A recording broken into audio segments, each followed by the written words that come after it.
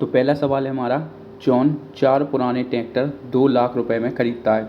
उसने इन 4 ट्रैक्टरों के रख रखाव और मरम्मत में कुल 3 लाख खर्च किए हैं। ठीक है, मतलब खरीद के तो लाया है कितने में, 2 लाख में, और उसके रख रखाव और मरम्मत कराई जिससे उसने 3 लाख रुपए खर्च हुए। ठीक है, यदि वह 4 ट्रैक्टर में से एक ट्रैक्टर 1 लाख रुपए में बेच देता है, मतलब 2 लाख रुपए में खरीद कर लाया है और 3 लाख रुपए उसकी मरम्मत में लगा दिए, तो कितने का उसको क्रय मूल्य पड़ गया, आप बोलेंगे 5 लाख रुपए का पड़ गया उसको, क्योंकि 2 लाख रुपए में तो वो खरीद कर लाया था और 3 लाख रुपए उसकी मरम्मत में लगा दिए, मतलब क्रय मूल्य उसका 5 लाख हो चुका है। ठीक है, और उसमें से उसने क्या किया है, वह 4 ट्रैक्टर में से एक ट्रैक्टर पहले से ही 1 लाख रुपए में बेच देता है, तो 40% कुल लाभ प्राप्त करने के लिए बाकी 3 ट्रैक्टरों का औसत विक्रय मूल्य कितना होना चाहिए। मतलब जो टोटल विक्रय मूल्य होना चाहिए वो उसे 40% के लाभ पर होना चाहिए। यहाँ पर उसने बोला है 40% कुल लाभ प्राप्त करने के लिए बाकी 3 ट्रैक्टरों का औसत मूल्य क्या होना चाहिए। ठीक है, देखो सबसे पहले उसने 2 लाख रुपए का कोई ट्रैक्टर लिया है। ठीक है, और उसने क्या किया है, 3 लाख रुपए उसकी मरम्मत पर खर्च किए हैं, मतलब उसका जो सीपी बन चुका है वो सीपी बन चुका है उसका कितना, 5 लाख रुपए। ठीक है, यहाँ पर हम 5 लाख लिख देते हैं, 5 लाख। ओके, अब उसके बाद में क्या किया है उसने, उसने बोला है कि कुल लाभ, देखो आप यहाँ पर देख सकते हैं, उसने बोला है कि तो 40% का कुल लाभ प्राप्त करने के लिए बाकी 3 ट्रैक्टरों का औसत मूल्य क्या होना चाहिए। हमें उससे मतलब नहीं है, हमें कुल 40% का प्रॉफिट चाहिए है। ठीक है, तो हम क्या करेंगे, ये आपका 5 लाख है ना, 5 लाख का हम केवल 5 लिखेंगे। ठीक है, और इस पर यदि कुल 40% का लाभ चाहिए तो 140 में हम उसे बेचेंगे। ठीक है, 100 में 40% जो होता है प्रॉफिट परसेंट ऐड हो जाता है 100 में, तो वो हो जाएगा कितना, 140%। तो ये कितना आ जाएगा, ये आ जाएगा आपका 1 जीरो से आपका 1 जीरो कट जाएगा, और 2 से जाएगा ये आपका 5 बार, 5 से जाएगा ये आपका 2 बार, और 2 से जाएगा ये आपका 7 बार, यानी 7 लाख रुपए का बेचना चाहिए। ठीक है, एक बार फिर मैं आपको समझा देता हूँ क्वेश्चन क्या बोल रहा है। उसने देखो 2 लाख रुपए का तो ट्रैक्टर खरीदे हैं, कितने, 4 ट्रैक्टर खरीदे हैं, उसमें से 3 लाख रुपए मरम्मत और उसकी खर्च पर खर्च कर दिए, मतलब रख रखाव पर खर्च कर दिए, मतलब उसका जो क्रय मूल्य बन चुका है 5 लाख रुपए बन चुका है। ठीक है, अब उसने क्या सोचा है कि मैं इन 4 ट्रैक्टरों को 7 लाख रुपए में बेचूंगा। देखो आप ऐसे सोचो कि आपने कोई साइकिल ली 500 रुपये में। ठीक है, और उसमें आपने 500 रुपये उसकी मरम्मत पर खर्च कर दिए, मतलब आपको वो साइकिल 1000 रुपये में पड़ चुकी है, और आपने सोच लिया है कि मैं उसे जो है 2000 में बेचूंगा। ऐसा ऐसा इसने सोचा है जॉन भाई साहब ने कि 5 लाख रुपए का तो मुझे ट्रैक्टर 4 पड़े हैं, तो मैं क्या करूँगा, इन 5 लाख में से मैं 7 लाख रुपए का बेचूंगा, मतलब 2 लाख रुपए में कमाऊंगा, मतलब 5 का मैंने खरीदा है, मैं 7 में बेचूंगा। ठीक है, तो अब उसने क्या किया है, उसने यहाँ से पढ़ो, यदि वह 4 ट्रैक्टर में से एक ट्रैक्टर पहले से ही 1 लाख रुपए में बेच चुका है। ठीक है, तो इसमें से 1 लाख रुपए का एक ट्रैक्टर बेच चुका है, तो अब कितने, 6 लाख रुपए बचे हैं, मतलब 6 लाख रुपए में हमें और मतलब 3 ट्रैक्टर हमें बेचने हैं। ठीक है, 6 लाख, क्योंकि एक ट्रैक्टर तो हमारा बेच चुका है, तो 6 लाख रुपए में हमें कितने ट्रैक्टर बेचने हैं, 3 ट्रैक्टर बेचने हैं, तो औसत एवरेज इसका विक्रय मूल्य कितना आ जाएगा, वो आ जाएगा आपका 2 लाख, यानी प्रत्येक ट्रैक्टर हमें 2 लाख रुपए में बेचना होगा।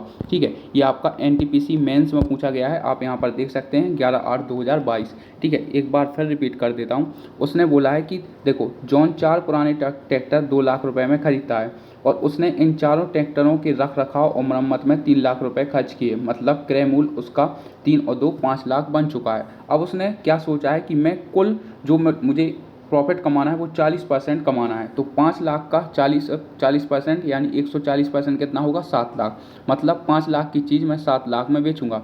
लेकिन उसने क्या किया है, 4 ट्रैक्टरों में से एक ट्रैक्टर बेच दिया है, तो अब उसने कितने का प्रॉफिट कमाना होगा, क्योंकि 4 ट्रैक्टरों में से उसने 7 लाख में से 1 लाख तो कमा ली है, तो अब उसे 6 लाख रुपए कमाने होंगे, किस पर, 3 ट्रैक्टरों में से, क्योंकि 4 ट्रैक्टर थे, 4 में से 3 एक बिक चुका है, तो कितने बचे, 3। तो एवरेज निकालेंगे, 6 लाख रुपए कमाने हैं 3 ट्रैक्टरों को बेचकर, तो एक ट्रैक्टर हमें 2 लाख रुपए का बेचना होगा। ठीक है, तो ए आपका करेक्ट उत्तर हो जाएगा कौन सा, ऑप्शन नंबर सी आपका करेक्ट उत्तर होने वाला है। ठीक है गाइस, मैं ऐसे ही आपको मतलब 10-15 मिनट के आपके वीडियो रोज़ डालता रहूँगा, जो भी आपकी इंपॉर्टेंट टाइप्स होंगी, और ये आपके जिस भी एग्ज़ाम में मैथ्स पूछे, कोई भी एग्ज़ाम हो, किसी भी एग्ज़ाम में जहाँ मैथ्स पूछा जाता है, उन सभी के पॉइंट ऑफ व्यू से बहुत इंपॉर्टेंट होंगी। ठीक है, ये आपका एनटीपीसी मेंस में पूछा गया था। नेक्स्ट क्वेश्चन, एक मोबाइल का विक्रय मूल्य 7,500 है जो 50% के लाभ पर बेचा जा रहा है। मतलब 7,500 में बेचा जा रहा है 50% के लाभ पर। ठीक है, यहीं से क्वेश्चन हम करना स्टार्ट कर देते हैं। देखो, यदि 7,500 रुपये में कोई ट्रैक्टर बेच रहा है, 7,500 रुपये में कोई ट्रैक्टर बेच रहा है और कितने परसेंट के लाभ पर, 50% के लाभ पर, तो प्रॉफिट हमेशा 100 में जोड़ दिया जाता है और लॉस 100 में से घटा दिया जाता है।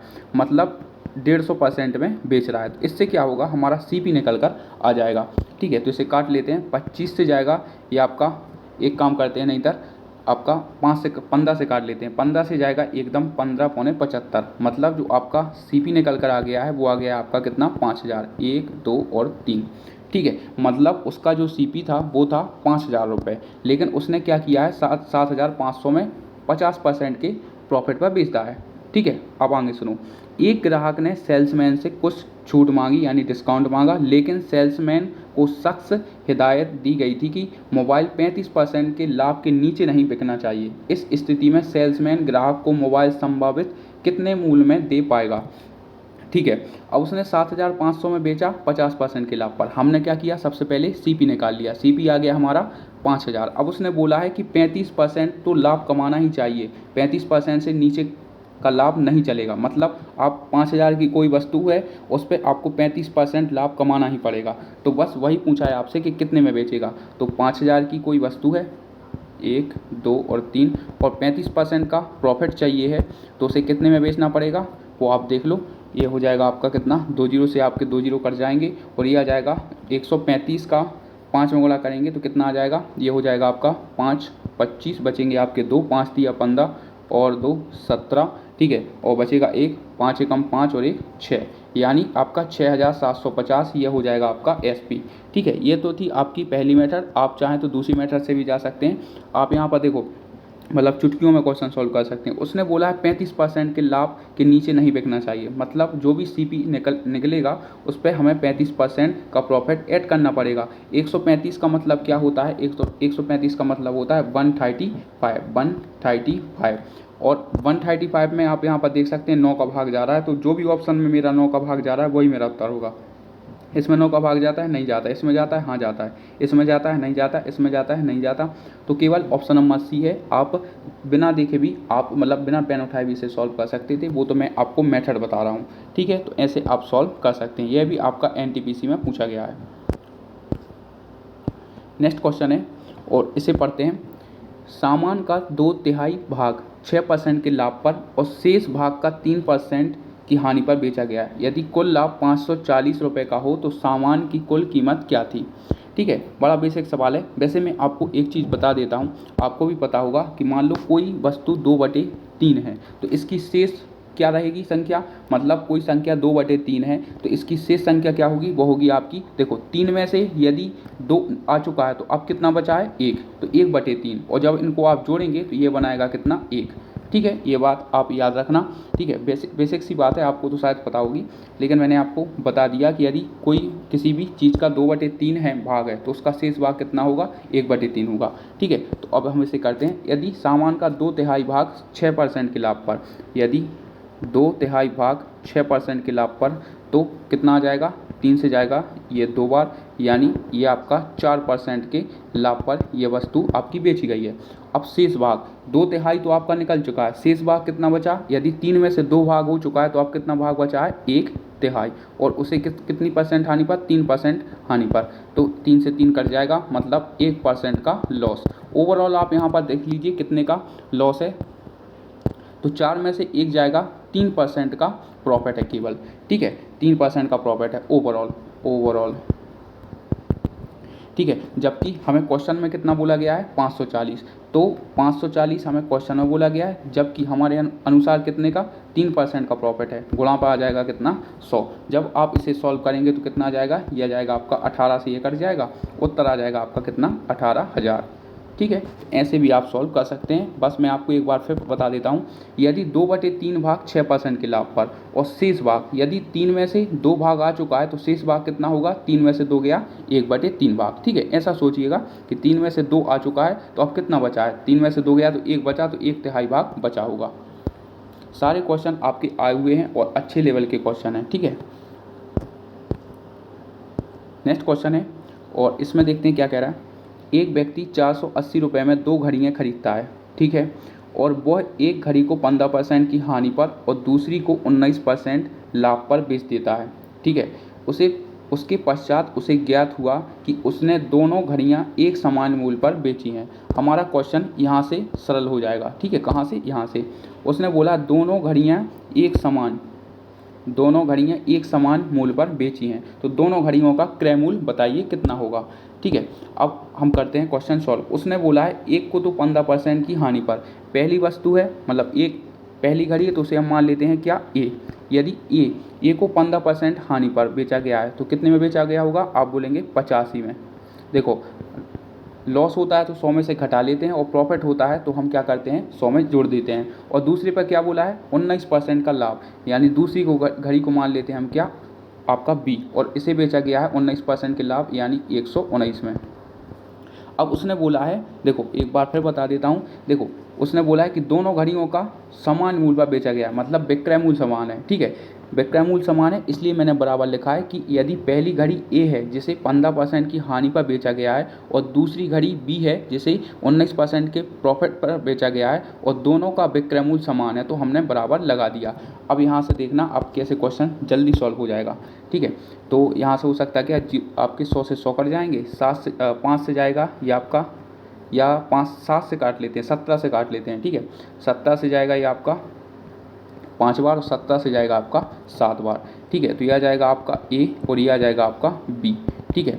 तो इसको क्या कहते हैं, 7 को 7 रहने दो और 5 को यहाँ पर ले आओ, ठीक है। तो ये आ गया इनका 7:5 रेशो आ चुका है, ठीक है। अब इनको यदि हम जोड़ें तो कितना आ जाएगा? यह आ जाएगा आपका 12, ठीक है। जबकि हमें कितना दिया गया है? हमें दिया गया है 480, तो हमारे हिसाब से कितना बन रहा है? क्रय मूल्य 12, ठीक है। उसने पूछा है दोनों घड़ियों का क्रय मूल्य बताओ। 12 से काट लेते हैं, 12 से जाएगा 12 चौके 48, यानी आ गया कितना? 40। एक की वैल्यू 40 आ चुकी है, तो 7 की वैल्यू कितनी होगी? वो होगी आपकी 280, और 5 की वैल्यू कितनी होगी? वो होगी आपकी 200, ठीक है। तो जो भी हमारा ऑप्शन है वो हमारा करेक्ट उत्तर हो जाएगा। कौन सा?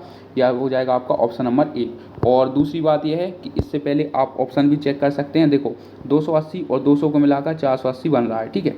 और 270 और 190 को मिलाकर 480 कभी नहीं बनेगा, मतलब ये हमारा उत्तर नहीं होगा। 280 ये भी मिलाकर 480 नहीं बन रहा है, ये भी हमारा उत्तर नहीं होगा, और ये भी हमारा उत्तर नहीं होगा। तो आप ऑप्शन भी चेक कर सकते हैं। बाकी ऐसा नहीं है कि सब जगह आपको ऐसे ही ऑप्शन देखने को मिले, नहीं, कभी कभी ऐसे मिल सकते हैं। इसलिए आपको मेथड जानना बहुत ज़रूरी है, ठीक है। क्या किया हमने? सबसे पहले CP का रेशो निकाल लिया। उसने बोला है विक्रय मूल्य बराबर है, यदि पहली घड़ी को 15% की हानि पर बेचा गया तो कितने में बेचा गया होगा? 85% पर, और दूसरी को 19% के लाभ पर यानी 119 पर, ठीक है। दोनों का विक्रय मूल्य समान था। नेक्स्ट क्वेश्चन है और ये भी अच्छा बढ़िया क्वेश्चन है। एक पुराने फ़ोन को 6,360 रुपये में बेचने पर रंजीता को इससे कुछ वर्ष पहले खरीदने पर आई लागत से 47% कम मूल्य प्राप्त हुआ। 13% लाभ प्राप्त करने के लिए इसे किस मूल्य पर बेचा जाना चाहिए?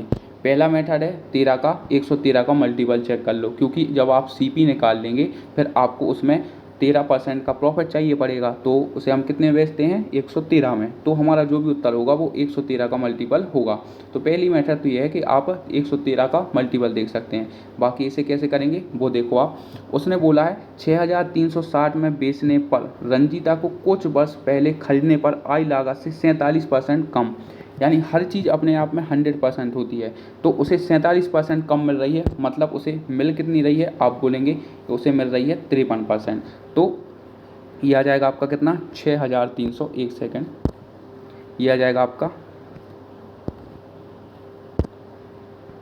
6,300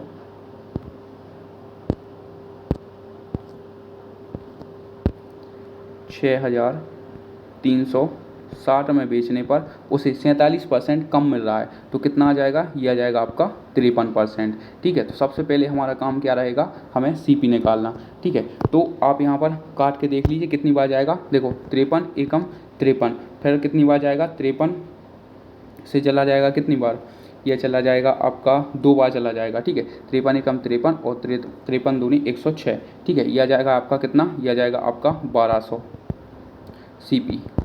तो उसने पूछा है आपसे क्या कि 13% का लाभ प्राप्त करना है। 13% का लाभ प्राप्त करना है तो कितने में बेचना पड़ेगा, यह आ जाएगा आपका कितना, ये आपका 12,000 आएगा। ठीक है, ये आपका 12,000 आएगा। ठीक है, 1200 नहीं आएगा, 12,000 आएगा। ये आ जाएगा आपका 12,000, 1 2 3 और गुणा 13% का लाभ यानी 113% का हमें प्रॉफिट कमाना पड़ेगा। ठीक है, इसे हम काट लेते हैं, 2 जीरो से आपका 2 जीरो कट जाएंगे और ये आ जाएगा आपका जीरो तो आएगा ही आएगा। 12 तिया 36 बचेंगे आपका 3, 12 कम 12 और 3 15 बचेगा आपका 1, 12 कम 12 और 1 13। तो 13,560 कौन सा ऑप्शन है, ऑप्शन नंबर 1 है। ठीक है, एक बार फिर मैं आपको समझा देता हूँ। उसने 6,300 पर बेचने पर रंजीता को इसमें कुछ वर्ष पहले खरीदने पर आई लागत से 47% कम मूल्य प्राप्त होता है। मतलब पहले 100% प्रॉफिट मिल रहा था, लेकिन अब उसे 47% कम प्रॉफिट मिल रहा है। ठीक है, तो 47%, 100 में से 47% कम मिल रहा है, तो एग्जैक्ट कितना मिल रहा होगा, 53%। पिछले मतलब वर्तमान में कितना मिल रहा था, मतलब एक वर्ष पहले कितना मिल रहा था, 100%, लेकिन अभी कितना मिल रहा है, 47% कम। 100 में से 47 घटाएंगे तो 53%। तो उसका CP आ गया कितना, 12,000। 12,000 पर 113% का लाभ प्राप्त करना है तो किस मूल्य पर बेचना पड़ेगा, तो हो जाएगा आपका कितना, 13,560। उम्मीद है आपको समझ में आ गया होगा। नेक्स्ट क्वेश्चन है और इसे देख लेते हैं। रीमा 7,500 में एक कार खरीदती है और उसकी रिपेयरिंग पर 10,000 रुपये खर्च करती है। ठीक है, देखो ऐसा क्वेश्चन हमने सबसे पहले भी किया। यदि 7,500 में कोई वस्तु खरीदी और उसकी मरम्मत या खर्चा पर जो भी मतलब कॉस्ट आती है वो आपकी क्रय मूल्य पर ऐड होती है। तो 75,000 में ये खरीदा और 10,000 रुपये इसके खर्च पर आया, मतलब इसका CP कितना हो चुका है, आप बोलेंगे 75,000 और 10,000 85,000 इसका CP हो चुका है। बाद में उसने क्या किया कि चारू को 15% के लाभ पर बेच दिया और चारू ने इसे 10% के लाभ पर बेच दिया। तो रितु ने कार खरीदने के लिए कितनी राशि खर्च की, आपको ये बतानी है। ठीक है, अब देखो यहाँ पर बता देता हूँ। ये आ गया आपका 75,000, 1 2 3 और प्लस ये आ जाएगा कितना आपका 10,000। क्या आ जाएगा आपका कितना, 10,000। तो ये कितना हो जाएगा, ये हो जाएगा आपका 85,000। ठीक है, ये आ गया आपका 85,000, 2 3, ये आ गया आपका CP। ठीक है, CP आ गया आपका इतना।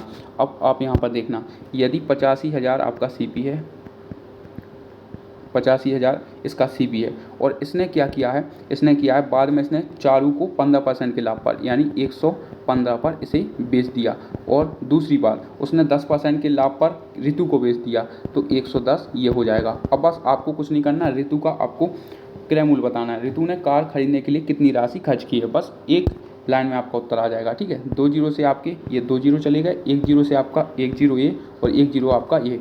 ठीक है, अब जो भी हमारा उत्तर होगा पहले भी आप चेक कर सकते थे, लेकिन मैं आपको बाद में बताता हूँ। ठीक है, तो जो भी मेरा उत्तर होगा वो होगा आपका 17 का मल्टीपल होना चाहिए व आपका 11 का मल्टीपल होना चाहिए, वही हमारा उत्तर होगा। पहले भी आप चेक कर सकते थे। ठीक है, ऐसा नहीं है कि आप पहले नहीं चेक कर सकते, पहले भी चेक कर सकते थे, लेकिन आपको ऐसा एग्ज़ाम में करना है, लेकिन उससे पहले आपको मेथड भी तो पता होनी चाहिए। ठीक है, इसमें क्या आपका 11 का भाग जा रहा है, 5 और 5 10 और आप चेक कर लेना। ठीक है, जो भी ऑप्शन होगा उसमें आप चेक कर लेना 17 और 11 का, या तो फिर आप 85 और 115 का गुणा करके देख लेना। ठीक है, इतना आप करके देख लेना, बाकी मैंने आपको मेथड बताई दी कैसे करना है।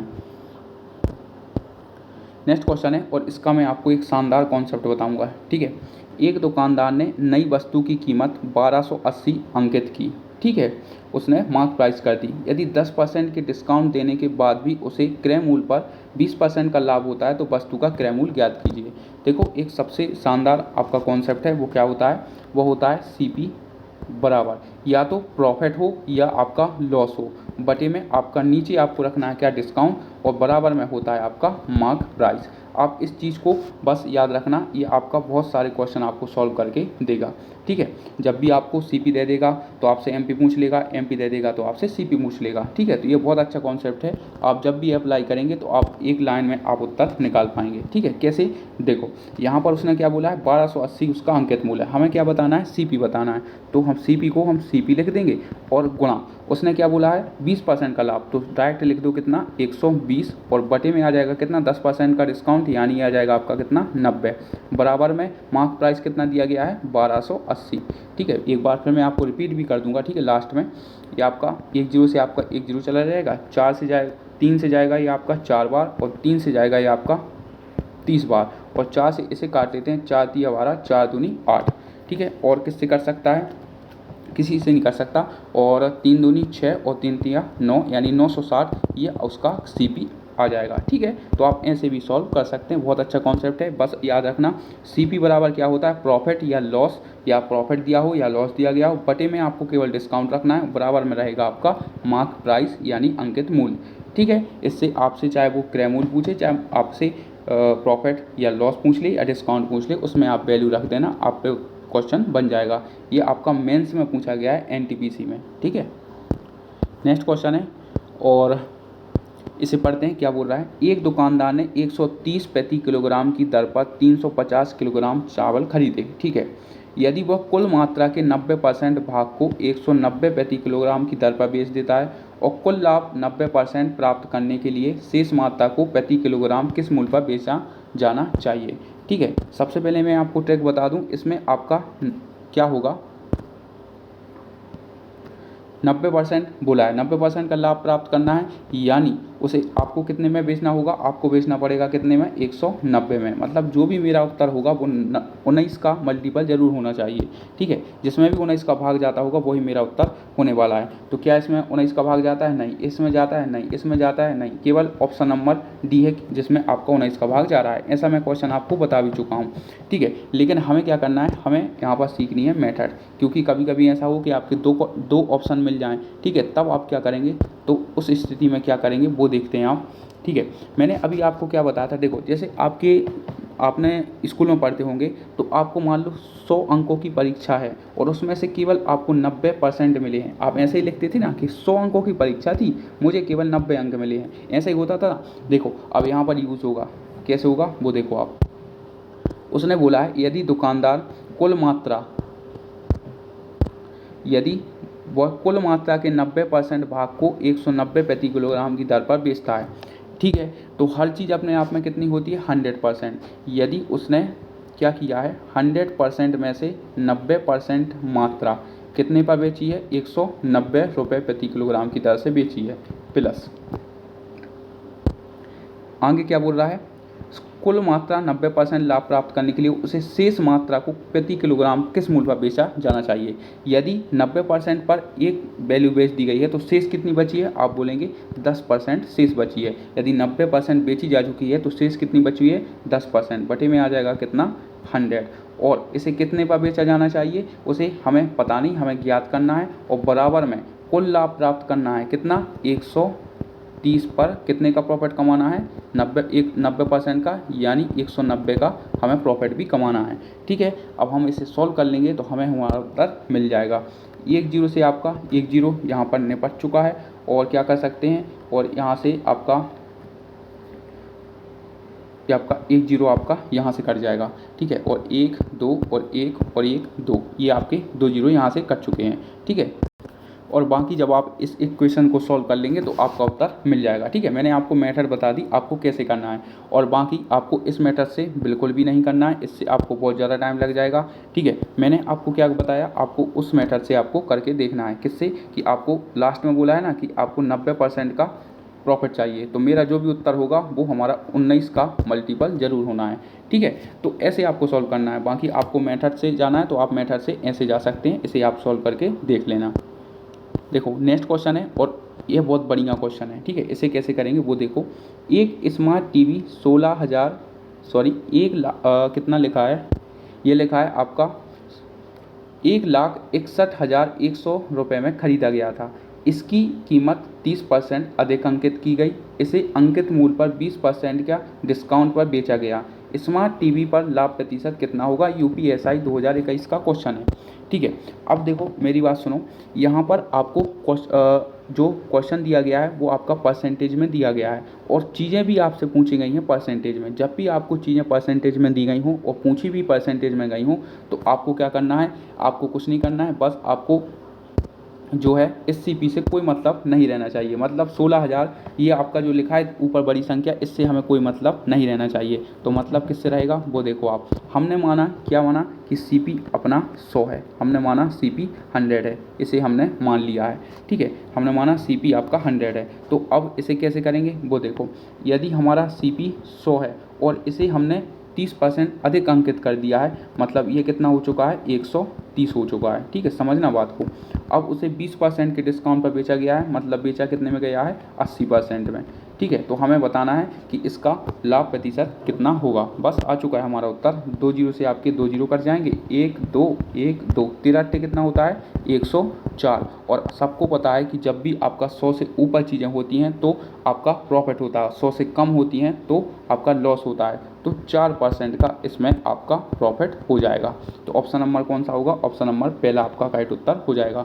बस हमें जो इतनी बड़ी संख्या दी गई है इससे कोई मतलब नहीं, क्योंकि हमसे चीज़ें परसेंटेज में पूछी गई हैं। ठीक है, उम्मीद है आप कर लेंगे। और नेक्स्ट क्वेश्चन है, और अच्छा सिंपल क्वेश्चन है। ठीक है, इसमें क्या बोला गया है, ए जो है बी को 25% के लाभ पर 300 रुपये में माल बेचता है। ठीक है, बी इसे 10% की हानि पर सी को बेच देता है। इस सौदे में सी का क्रय मूल्य ए के क्रय मूल्य के प्रतिशत के कितने बराबर है। ठीक है, आपको ये बताना है, बस आपको ध्यान से देखना है, नहीं तो आप क्वेश्चन चूक जाएंगे। ठीक है, यहाँ पर बोला है ए जो है बी को 25% लाभ पर 300 रुपये में माल बेचता है। सबसे पहले यदि ए ने 300 रुपये में कोई वस्तु बेची है और कितने पर, 125% के लाभ पर, तो उसका सीपी कितना होगा, ए का निकाल रहे हैं। ठीक है, हम तो उसका सीपी कितना होगा, 25 से जाएगा ये 5 बार, 25 से जाएगा ये 4 बार, और 5 से जाएगा 6 बार। यानी जो ए भाई साहब हैं उनका सीपी कितना निकल कर आ गया है, 6 चौके 24, 240 निकल कर आ गया है। ठीक है, ए का तो आ गया कितना, 240। अब उसने बोला है कि बी इसे 10% की हानि पर सी को बेचता है। ठीक है, अब आप यहाँ पर देखना, यदि बी को 300 रुपये में वस्तु मिली है और उसने क्या किया है, सी को 10% की हानि पर बेचा है। 300 का 10% कितना होता है, 30। तो 30 में से 300 जाएगा, कितने में बेची होगी, आप बोलेंगे सी के लिए जो क्रय मूल्य है वो होगा आपका कितना, 270। ये आ गया आपका ए का क्रय मूल्य और ये आ गया सी का क्रय मूल्य। ठीक है, अब उसने आपसे पूछा क्या है, हम वो देखते हैं, क्योंकि हमें क्वेश्चन केवल कम करना है, मतलब शॉर्ट करना है, उससे ही हमें जल्दी आपका उत्तर देखने को मिलेगा, मतलब आप जल्दी उत्तर निकाल सकते हैं। उसने बोला है ए के क्रय मूल्य के कितने प्रतिशत के बराबर है, कौन, सी का क्रय मूल्य। तो सबसे पहले आप क्या लिखो, सी का क्रय मूल्य लिखो। तो सी का क्रय मूल्य कितना होगा, वो होगा आपका 270। ठीक है, बराबर। अब देखो क्वेश्चन जैसा बोल रहा वैसे ही मैं आपको बता रहा हूँ, सी का क्रय मूल्य ए के क्रय मूल्य के, ए का क्रय मूल्य कितना दिया गया है, वो दिया गया है 240, गुणा ए के क्रय मूल्य के कितने प्रतिशत, कितने प्रतिशत हमें नहीं पता, के बराबर है, के बराबर है तो 270 के बराबर है। क्वेश्चन है जैसे बोला मैंने वैसे ही किया। उसने बोला है कि इस सौदे में सी का क्रय मूल्य, सी का क्रय मूल्य कितना है, 270। ठीक है, सी का क्रय मूल्य 270, ए के क्रय मूल्य, ए के क्रय मूल्य के कितने प्रतिशत, कितने प्रतिशत यानी हमें निकालना है, एक्स प्रतिशत के बराबर है, यानी बराबर हमने लगा दिया। ठीक है, उम्मीद है आपको समझ में आ गई होगी राजनीति। ठीक है, अब इसे हम काट लेते हैं, 1 जीरो से आपका ये 1 जीरो कट जाएगा, और 3 से भी काट लेते हैं। ठीक है, 3 से जाएगा ये आपका 8 बार, और 3 से जाएगा ये आपका 90 बार। ठीक है, और क्या हो सकता है, 4 से भी तो कट सकता है। ठीक है, 4 दूनी 8, और नहीं, ये आपका 2 से कटेगा। ठीक है, 2 से कटेगा ये आपका 4 बार, 2 से कटेगा ये आपका 5 बार। ठीक है, तो यहाँ पर क्या हो सकता है, 9/45/4। ठीक है, 9/45/4, तो ये आ जाएगा कितना, ये आ जाएगा आपका 112.5। ये आपका करेक्ट उत्तर हो जाएगा। ठीक है, तो ऑप्शन नंबर हमारा कौन सा है, ऑप्शन नंबर होगा हमारा ऑप्शन नंबर बी, यानी दूसरा हमारा करेक्ट उत्तर हो जाएगा। ठीक है, तो ऐसे आपको सॉल्व करना है, बस आपको पहले क्वेश्चन पढ़ना है, क्या बोला है क्या नहीं बोला, बस फिर उसके बाद में आपको सॉल्व करना है। यहाँ पर एकदम घुमावदार लाइन थी कि ए का क्रय मूल्य सबसे बोला है, सबसे पहले बोला है इस सौदे में सी का क्रय मूल्य, तो सी का क्रय मूल्य हमने लिख दिया, ए के क्रय मूल्य, ए के क्रय मूल्य के कितने प्रतिशत, हमने माना एक्स प्रतिशत के बराबर है 270। देखो इसे करने की सबसे ज़बरदस्त ट्रिक क्या होती है वो देखो इस क्वेश्चन में। ठीक है, 33 मीटर कपड़े की बिक्री पर हुए लाभ का प्रतिशत ज्ञात कीजिए। इस बिक्री में हुआ लाभ 11 मीटर कपड़े के विक्रय मूल्य के बराबर है। ठीक है, यदि उसने बोला है कि 33 मीटर हम कपड़ा बेच रहे हैं, यदि हम 33 मीटर कपड़ा बेच रहे हैं और हमें 11 मीटर के विक्रय मूल्य के बराबर लाभ हो रहा है, सोचो आप, यदि आप 33 वस्तु बेचें और आपको 11 वस्तुओं का लाभ हो रहा है तो आप उसे कितने में खरीद कर लाए होंगे, आप बोलेंगे हम उसे 22 में खरीद कर लाए होंगे। तो बस क्वेश्चन यही समाप्त हुआ। यदि देखो सबसे पहले तो आप लिख लीजिए कितना 11, उसने बोला है लाभ कितना दिया गया है 11। यदि 33 मीटर कपड़ा बेचें तो 11 मीटर के बराबर लाभ होता है, तो 33 में से आपको 11 घटा लेना है, कितना आ जाएगा 22 और गुणा में लगा देना है कितना 100। बस इसे इतना ही सॉल्व करना है, 11 दूनी और 2 से जाएगा, ये आपका 50% का प्रॉफिट है। ठीक है, ये तो हो गई आपकी प्रॉफिट की कंडीशन। यदि इसकी जगह देखो यहाँ पर क्या बोला है लाभ, यदि इसकी जगह हानि दी गई होती तो हम क्या करते 33 में आपका 11 जोड़ देते तो कितना आ जाता, ये आ जाता आपका 44। देखो हानि आए तो आपको जोड़ देना है, प्रॉफिट आए तो आपको घटा देना है। लास्ट क्वेश्चन है और क्या करें इसको आपको दें करने के लिए, वैसे भी आप लोग कभी उत्तर बताते नहीं हैं। ठीक है, तो इसे मैं ही कर देता हूँ क्योंकि आपने आज तक कभी भी कमेंट में उत्तर नहीं बताया है। 16.5% लाभ समेत एक वस्तु का बिक्री मूल्य 466 है, मतलब 466 में बेच रहे हैं ना, तो 16.5% का लाभ हो रहा है। यदि उसी वस्तु को 330 में बेचा जाए तो कितने प्रतिशत का नुकसान होगा। ठीक है, अब इसे कैसे करेंगे वो देखो आप। यदि भाई साहब 466 में बेच रहे हैं तो उन्हें 16% का लाभ हो रहा है, जब भी लाभ होता है 100 में ऐड हो जाता है, यानी 116.5 और गुणा में आ जाएगा कितना 100। अब यहाँ पर आप चीज़ यहाँ पर देखना, यदि एक पॉइंट यहाँ पर है तो ऊपर एक जीरो लग जाएगा और ये पॉइंट से पॉइंट खत्म हो जाएगा, तो यहाँ पर कितना आ जाएगा, ये आ जाएगा आपका एक जीरो और आ जाएगा। ठीक है, तो यहाँ पर ये आपका 6 मतलब पॉइंट आपका ख़त्म हो चुका है। ठीक है, अब इसे कैसे सॉल्व करेंगे वो देखो आप 5 से काट लेते हैं। ठीक है, 5 से तो कट ही जाएगा, तो 5 दूनी 10 बचेगा आपका कितना, आपका 1, 5 तिया 15, 5 तिया 15, 5 से जाएगा ये आपका कितना 20 बार, 200 बार चला जाएगा। ठीक है, अब यहाँ पर आप देखो यहाँ से तो बहुत सरल हो गया, 233 का दुगना होता है कितना, ये होता है आपका 466, 2 दूनी कितना होता है, ये होता है आपका कितना 400। ठीक है, ये हो गया आपका कितना 400। ठीक है, तो उसने आपसे पूछा है कि आपका 400 की चीज़ आपने कितने में बेच दी है, आपने 330 में बेच दी है। मतलब 400 की चीज़ यदि हम 330 में बेचेंगे तो कितने का नुकसान होगा, आप बोलेंगे 70 का नुकसान होगा। ठीक है, तो 70 का नुकसान किस पर आपका हो जाएगा कितना 400 पर, और गुणा में आ जाएगा कितना 100। 2 जीरो से आपके 2 जीरो कट जाएंगे और 70/4 का मतलब क्या होता है, ये होता है आपका 17.5, यानी 70 चौके 68 बचेंगे आपके 2, 4 5 20, यानी ऑप्शन नंबर कौन सा हो जाएगा, ऑप्शन नंबर डी आपका करेक्ट उत्तर हो जाएगा। एक बार फिर रिपीट कर देता हूँ, देखो उसने बोला है 466 में बेच रहे हैं तो 16.5 का लाभ हो रहा है, मतलब 466 में बेचने पर 16.5 का मतलब है 116.5।